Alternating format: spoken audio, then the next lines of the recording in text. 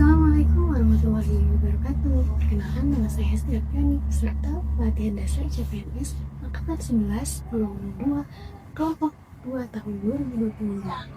Saya akan menyampaikan ringkasan materi dari menu analisis isu kontemporer yang bekal kita sebagai ASN untuk memahami perubahan isu strategis.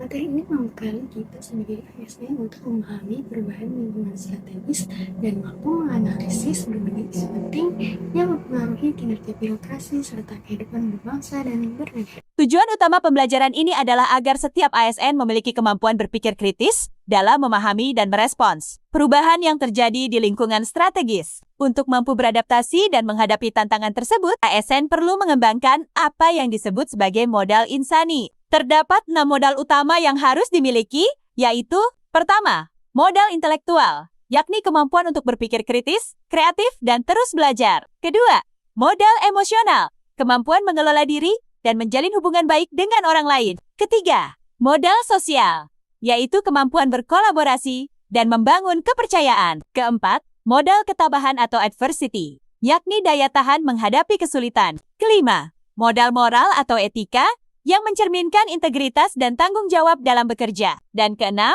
modal kesehatan jasmani, karena tubuh yang sehat menjadi dasar produktivitas dan kinerja yang optimal. Selanjutnya, ASN perlu memahami berbagai isu strategis kontemporer yang berpotensi mengancam kehidupan bangsa dan mengganggu kinerja pemerintahan. Beberapa isu utama yang dibahas dalam modul ini antara lain korupsi, yang merusak tatanan pemerintahan dan kepercayaan publik, penyalahgunaan narkoba, yang mengancam sumber daya manusia, radikalisme dan terorisme, yang dapat memecah persatuan nasional, money laundering atau pencucian uang, yang melemahkan sistem ekonomi, proxy war, sebagai bentuk perang modern melalui pengaruh politik, ekonomi, dan informasi, serta kejahatan komunikasi massa seperti cybercrime, hate speech, dan hoax, yang dapat merusak opini publik dan menurunkan kepercayaan terhadap pemerintah. ASN harus mampu mengidentifikasi dan menganalisis isu-isu ini dengan berpikir kritis, serta mengambil sikap profesional untuk mencegah dampak negatifnya terhadap pelayanan publik. Melalui pembelajaran analisis isu kontemporer,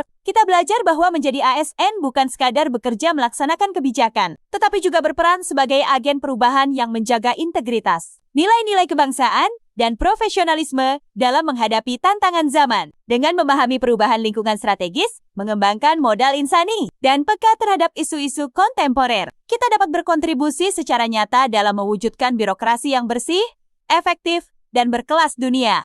Terima kasih. Wassalamualaikum warahmatullahi wabarakatuh.